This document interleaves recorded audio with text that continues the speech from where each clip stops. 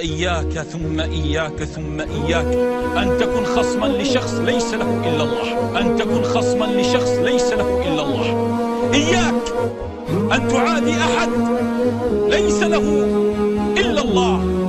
لا يغرنك إن كنت مديرا لك سلطة وسطوة وهو موظف مسكين.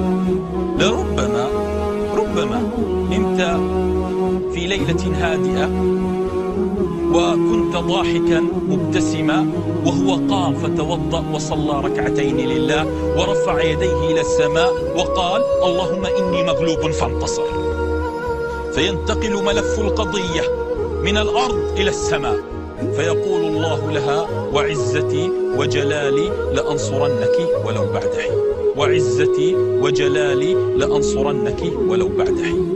لا يغرنك أيها الزوج الظالم إن كانت زوجتك مقطوعة من شجرة فتقوى عليها وتظلمها، وربما تكن أفضل من في الأرض من ملء الأرض من أمثالك، فربما في منتصف الليل في الثلث الآخر ترفع يديها إلى السماء وتدعو عليك.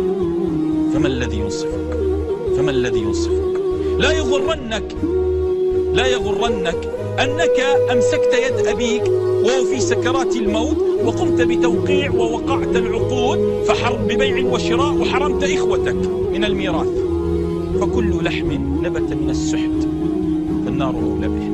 لا يغرنك أيتها الزوجة الفاضلة إن كانت حماتك عجوز متهالكة في بيتك تجلس في الزاوية على أريكتها فتطعميها الأمرين، غدا ستصبحين حماه ويرد إليك الصاع بصاعين.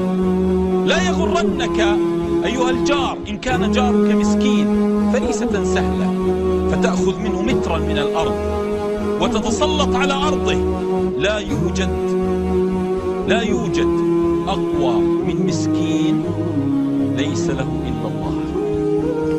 لا يوجد أقوى من مسكين ليس له إلا الله. لا يغرنك إن كنت قويا بارز العضلات مفتول العضلات وتماديت على مسكين ضعيف، ربما ضعيف الجسد ضعيف الحيلة ليس له أحد، أنبته وأوجعته وضربته فرفع يديه إلى السماء فابتلاك الله بالأوجاع والأسقام وسلب منك القوة بدعوة مسكين ضعيف.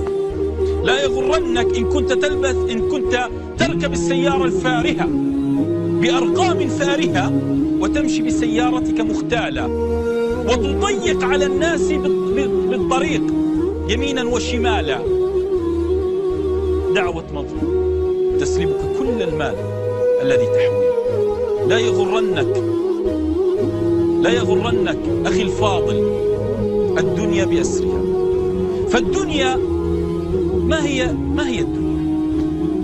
شروق وغروب، ننام ونستيقظ، نأكل ونشرب ثم نورث للقبر، فإن لم تذق طعم الدنيا سعادة وإنصاف وحياة فمتى سنحيا؟ متى سنحيا في الدنيا إن كان همنا أن يعلو بعضنا على بعض؟ متى سنحيا في الدنيا إن كان همنا أن نكدر على بعضنا البعض؟ متى سنحيا ونذق لذة الدنيا إن كان همنا فلان وفلانة وما بين وشاية وغيبة ونميمة وإسقاط ورفعة؟ متى سنحيا؟ أخبرني. عمرك الذي أنت تخشى عليه هناك أناس سبقوك لقبورهم كانوا من قبل يخشون على أعمالهم. رزقك الذي دفعك للغيبة والنميمة والحفر والسلب والنهب والسرقة هناك أناس سبقوك إلى قبورهم كانوا يخشون على أرزاقهم. كل ما تخشاه الآن من في القبور كانوا يخشونه، وكل ما تسعى له الآن من في القبور كانوا يسعون له.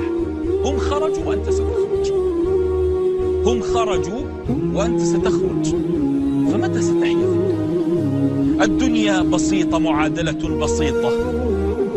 نقي قلبك، وسع صدرك، ابتسم وامشي في الأرض ببساطة، ولا تحمل في قلبك على أحد حقدا ولا كرها ولا غلا. هذه معادلة الدنيا. أطب مطعمك أطب أهل بيتك، انظر إليهم، اسعى لسعادتهم. هنا فعلا تكون قد ذقت طعم الدنيا. محمد عليه الصلاة والسلام خرج من بيته جائعا، وجاره يهودي يحسن إليه ويزور صلى الله عليه وآله وسلم، ودرعه مرهون عنده، وأصحابه ماتوا، ويقول أحدهم: ما لقيته إلا مبتسمة. هذه كدرك لن يغير بقدر الله، وسعادتك لن تغير بقدر الله، لكنها تغير من نفسك.